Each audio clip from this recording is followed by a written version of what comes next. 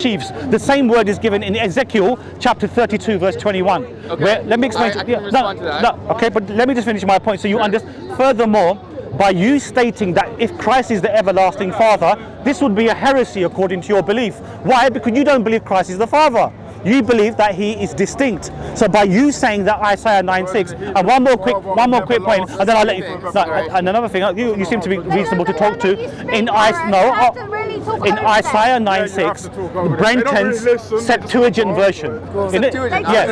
You know what it says in the Septuagint, in Brenton's Septuagint, that he would be the great messenger of the mighty council. It doesn't call him mighty God there. Not in the Brenton Septuagint. In the what Septuagint?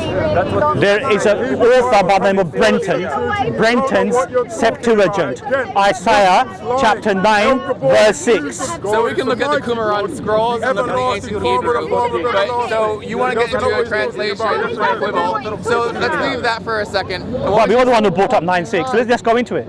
So the Qumran scrolls will say that he was called Mighty God and Eternal Father, and so and there's one who's the Eternal Father, and in the Gospels in John, I believe it's in John, but Jesus says to one of the disciples, because you have seen me, I believe it's Philip he was talking to. Yeah, John 14:9. John chapter 14 verse 9. Yes. Now let me explain to you what that means. That He's is saying, no, he was saying, I'm in the Father and the Father is in me. Yeah, I know, I'm and familiar. So the Lord is one, Echad. Yes. And so there's three persons of the Godhead, and he's saying the persons of the Godhead are all in unity and in each other. And so because you see me, I've revealed to you the Father.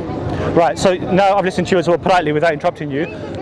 Context, you're not going to, in John chapter 14, this is the discourse where he says, number one, in my Father's house there are many mansions. In John chapter 14 verse 6, he says, I am the way, the truth and the life. No man comes through the Father except through me. Then he says in John chapter 14 verse 9, that he that has seen me has seen the Father. But continue to read a few verses later. For in my words that I speak can you see the Father.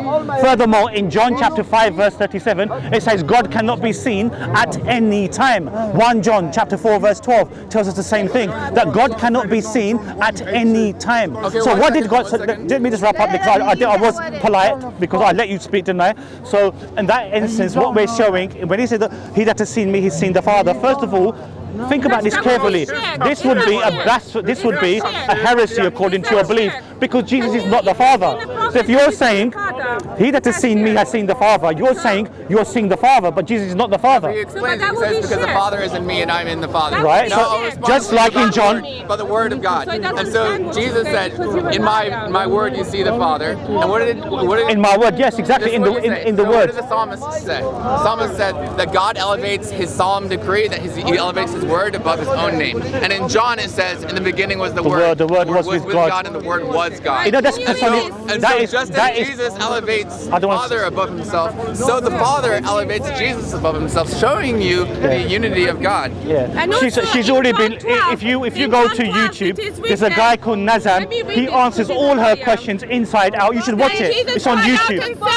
So basically speaking, in John 1:1, it's a personification. It's like, you know, like in Proverbs chapter 8 verse 22, wisdom is personified in the form of a word.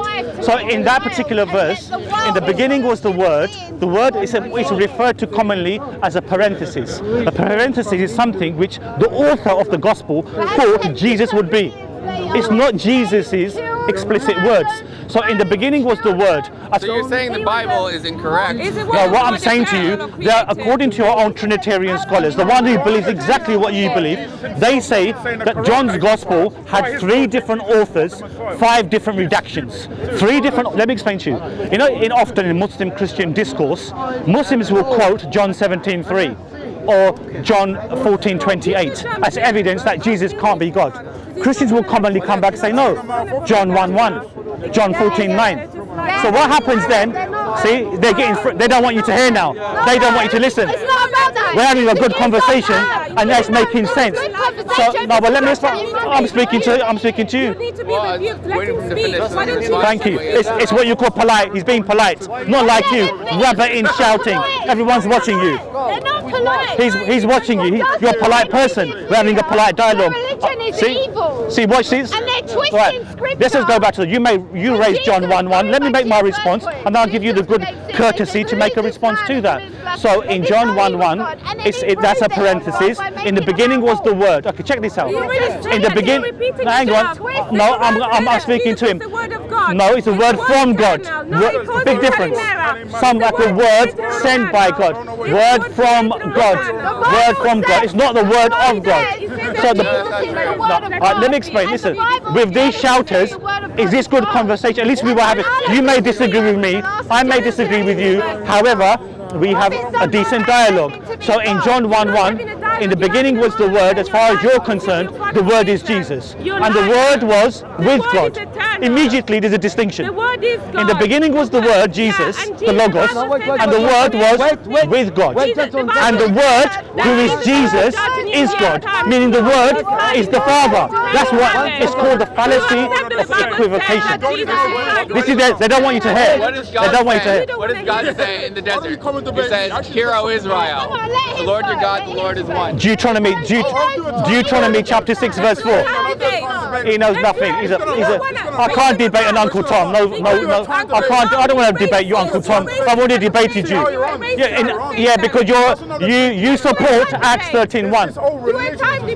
Three different authors of John's Gospel, 5 different redactions it went through. That's why Muslim comment. Muhammad says. No. I'm telling you, this is the composition of John's Gospel. F.F. Bruce.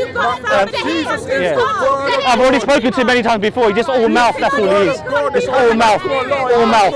That's all he is. At least this individual, at least good discussion. But you hecklers come along to disturb it. You come to disturb because you're all mouth. That's all you are. You're all mouth. That's all you are. In your religion, women can't proselytize. Paul says women cannot proselytize in the church. To men. No, that's not the point. It says generally, women cannot proselytize. So there you have it. Absolutely humiliated. Your friend though, you can see the truth. You've seen the truth there. That's it. Solomon, 700 wives. Solomon had 700 wives. Abraham, several wives. David had several wives. Exactly. So having many wives is not an issue. That's the Bible teaches that as well. Yes. Wallahi, akhi. This is his majaneen. He's crazy. Wallahi. You fasting.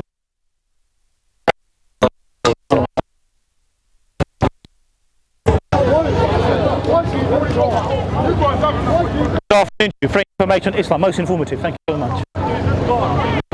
Free information on Islam.